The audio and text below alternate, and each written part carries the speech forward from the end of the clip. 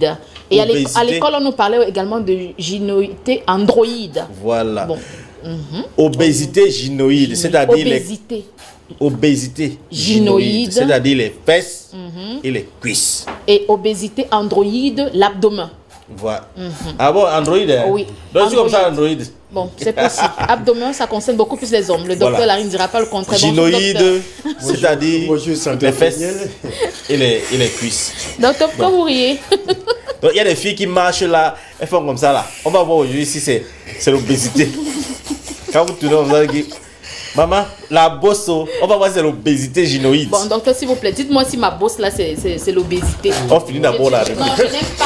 On finit d'abord la rubrique. Je n'aime pas les gâtements de nom. Obésité gynoïde. Je n'aime pas les gâtements. Bon, on va voir. Docteur Larry, s'il vous plaît. C'est pas lui qui dit. C'est moi, je suis spécialisé dans le gynoïdisme. Docteur, s'il vous plaît, dites-moi. Non, je le vois. C'est pas l'obésité. Pourquoi tu fais ça au docteur? Il ne voulait pas regarder. Non, mais on ne sait jamais, je peux être malade. Il faut bien que je. Et c'est comme ça qu'on regarde ça. Ah, ben si. Ok, bon, Charles, dites-moi alors. Tourne-toi un peu. Obésité gynoïde. Attends, on va voir. Il faut un meilleur, pas un truc pour mesurer. Justement. J'ai pas dit. Attends, on va voir. Ici, il est venu avec ça, on va voir. Il faut voir. On fait le mètre comme ça. Si ça dépasse, voilà. Ça veut dire que ça, c'est l'obésité. Il a dit quelque chose d'intéressant. Voilà. Faut le dire, vraiment.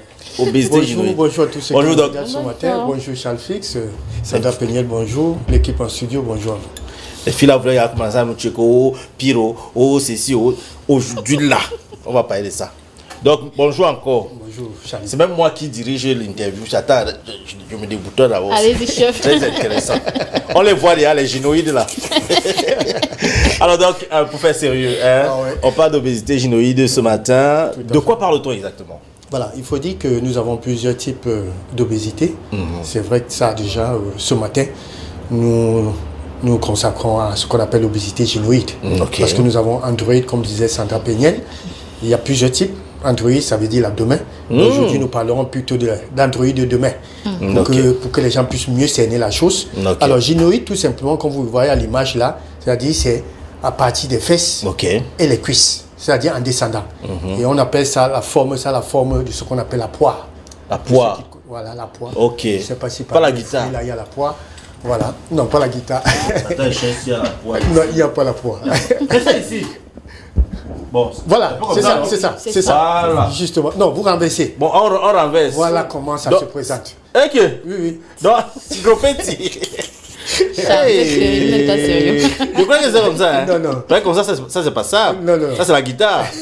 Mais ça, c'est... Voilà la forme de l'obésité gynoïde. Oh là là. Et comment savoir si on est atteint, docteur? Voilà, Charles Fils l'a dit aussi, il a si bien mentionné. C'est vrai que visiblement, on ne pourrait pas avec certitude confirmer. Il faudra se servir de ce qu'on appelle les mètres. Alors, vous allez calculer, faire votre tour de taille.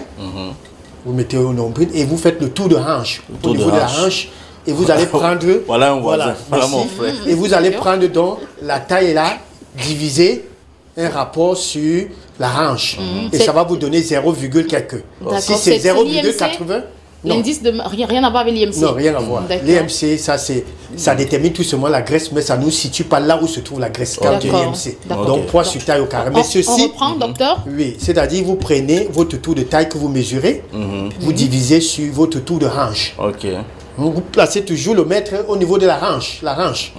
Et on mesure et on fait la division. Quand vous êtes à 0,80 ou 0, en dessous, voilà, on dit que vous avez l'obésité gynoïde. Bon, vous insistez trop sur cette image. Je ne suis plus ventrue, vous n'avez pas remarqué ça? Oh. C'est dû à quoi, docteur? Voilà, il faut dire que les causes, nous avons ce qu'on appelle généralement la gourmandise. Voilà. Nous avons également un facteur, ce qu'on appelle l'hérédité, c'est-à-dire héréditaire. Voilà. Vous savez qu'en ce qui concerne l'hérédité, c'est un facteur non modifiable. Donc, si papa était ventru... Il faut seulement entretenir cela, éviter les complications. Il faut briser les liens. Il faut briser les liens, comme on disait. Mais je voudrais dire, en ce qui concerne gourmandise, bien évidemment, il s'agit bien évidemment de ce qu'on appelle les gluten. Le gluten, on trouve le gluten dans ce qu'on appelle des céréales, notamment le pain. Les gluten font partie des protéines. Ce sont ces protéines-là. Alors, aujourd'hui, on trouve des pains sans gluten. Pour bien manger. Surtout pour ceux qui ont le poids, consommer du pain sans gluten. On en trouve. Quand vous entrez, on va vous préciser. Vous dites, vous voulez du pain sans gluten, des céréales sans gluten. Ok. Justement parce que ce gluten, c'est ça qui favorise la prise du poids. Ok. Alors, on blague là, mais il y a des facteurs de risque. Oui, les facteurs de risque, il y en a beaucoup. La dépression, le stress. Et excusez-moi, c'est vrai que ça n'a pas un rapport avec ce que nous parlons. Tout à l'heure, quand je vous ai écouté parler de quoi, où c'est Enis et Ténor, et ce qui je déplore, c'est que depuis, il y a l'aspect médical, l'aspect pathologique qu'on ne décrit pas. Qu'on ne décrit pas, oui. Vous comprenez? Voilà. Et je ne vais pas dire le contraire avec ce que Sandra Pagnier dit, la prière, voilà, il faut pardonner, oui, et tout. Mais allons plus loin, regardons si cette jeune, ou encore ce jeune, excusez-moi, ça je généralise, n'a pas vécu sur le coup, peut-être d'une bastonnade. Vous vous rendez compte qu'il y a des papas qui tapent sur les mamans en présence des bébés? Et quand cet enfant-là grandit, vous attendez à quoi demain? Donc, lui, il sait que c'est comme ça qu'on fait. Voilà, il sait que c'est comme ça qu'on fait. Chaque jour, vous allez pardonner? Non, je reviens à ce que Miss Nono disait. Attention, si ça ne va pas, on arrête les relations. Parce que ça finira par la mort. Parce que cet enfant, il y a une dépression qui vit. Et si cet enfant n'est pas accompagné, donc je voudrais qu'on regarde ça aussi. Ça, c'est très important. Il faut ressasser le passé. Il faut ressasser le passé pour voir. Parce que beaucoup ont vécu. Il y a des antécédents. Oui, il y a des antécédents. Il y a beaucoup des enfants aujourd'hui. C'est en présence du bébé. Parfois, on porte même le bébé, on dépose, on arrache le bébé entre les mains de la maman, on dépose avec pour violence. Frapper. Avec violence pour frapper. Et cet enfant-là, il va garder quoi à l'image? Il tapera toujours sur sa femme. Quand vous avez dit pardonner, il va rire une semaine. Demain, la même chose, c'est la bouteille, c'est la matière. Donc, il faut comprendre aussi. Je crois que ça également, c'est important. Voilà pourquoi je dirais l'aspect psychologique est important. Je crois c'est pour ça qu'il existe des psychologues. Bon à savoir, docteur. L'obésité, il y a la dépression, il y a la sédentarité, le manque d'exercice. Il y a des gens qui ne font pratiquement pas du sport. Ça, c'est important de penser également au sport. Voilà. D'accord. Toujours parlant d'obésité gynoïde, entre Charles Fils et moi-même, Sandra Peignel, qui est plus exposé? Plus exposé, il faut dire que la femme. D'accord. En ce qui concerne l'obésité gynoïde, la femme est plus exposée à cause de ce qu'on appelle les hormones.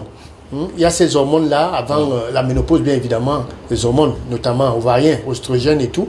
Alors, qui est justement ce bouleversement, ces troubles-là, va justement entraîner cette femme à cela. D'où, associé, parce que le sang et la graisse ne font pas bon ménage. Ok.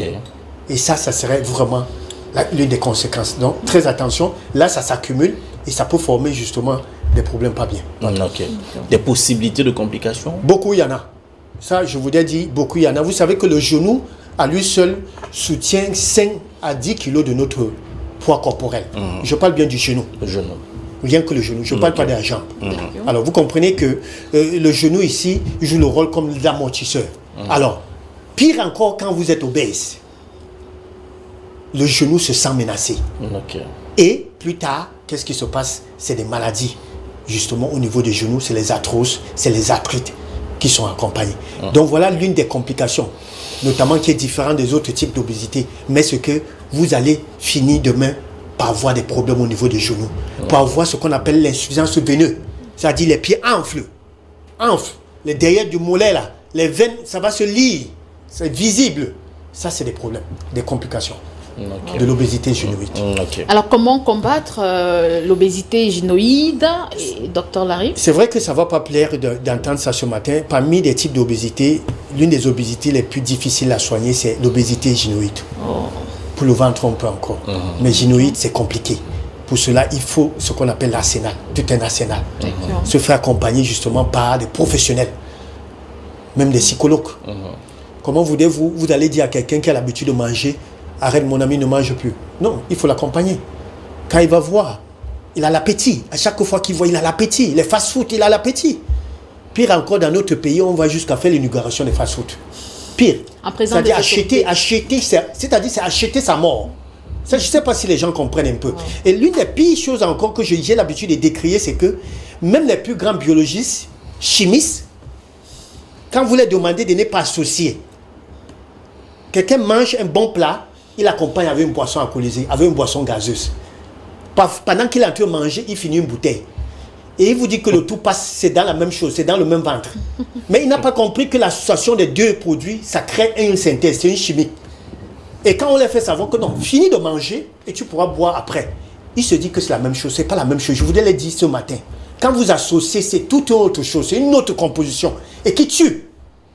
Donc ne mangez pas un bon plat pendant que vous mangez, vous accompagnez une boisson alcoolisée, une boisson gazeuse. Non, je ne sais pas quelle réaction ça crée dans le ventre, mais c'est du poison, s'il vous plaît. La réalité aussi, hein. Tous les dimanches, les mamans qui vendent le bouillon viennent vendre le bouillon au bar. Mais vous pouvez, chez Alphys, vous pouvez acheter votre bouillon et après prendre une bouteille d'eau. C'est ça ou bien? Je suis d'accord. Voilà, On se comprend. Il y a des sodas aussi. Sauf que maintenant, là, il y a des jus de fruits naturels. il n'y a plus de restaurant. Oui. C'est que le dimanche, tu vois une maman, elle vient déposer le bouillon, le tarot, tout au bar. Pour attendre les gars du 2-0. Du 2-0. Quand ils arrivent, c'est la troisième mi-temps. Pendant qu'il est en train de manger, de prendre son tarot, il prend la bière et il y a la petite à côté qui vient prendre l'argent de la tontine. Tu vois? Non, je vais profiter ce matin pour dire, parce que là, je suis victime de quelque chose dans mon quartier. Oui. J'habite collé au bar. Oui. Voilà la rentrée, voisin. Les enfants des gens doivent apprendre. Ton affaire là, que c'est à 18h là que tu commences à une dédicace au président football et les gens du 3-0, c'est le 3e0, commencent à danser là. Non, moi je suis pas avec toi. Le gars règle les comptes en direct. Le Bon, message est passé. Mais si c'était une église dite de réveil, vraiment c'est qu'on devait dénoncer depuis. Docteur Larry, un conseil pour sortir. Voilà le conseil ce matin que j'ai pu donner. Obésité gynoïde.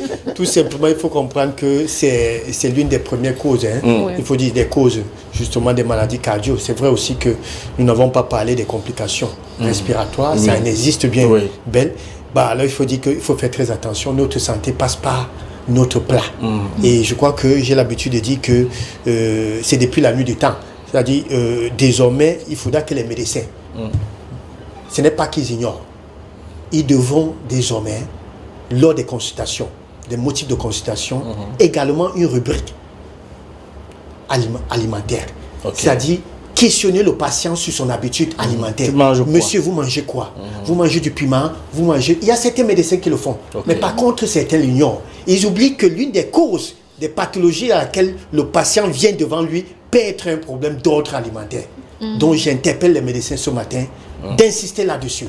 Surtout quand il s'agit des maladies cardiovasculaires, des maladies métaboliques, l'obésité. Voilà. Merci docteur Larry Stéphane Guémy. Vos numéros de téléphone sont affichés au bas de l'écran. Voilà, pour ceux qui veulent vous contacter pour des conseils et non des consultations, à bien vouloir appeler le docteur Larry Stéphane Guémy et voilà, vous allez y discuter davantage. Je voulais te dire quelque chose. Hein.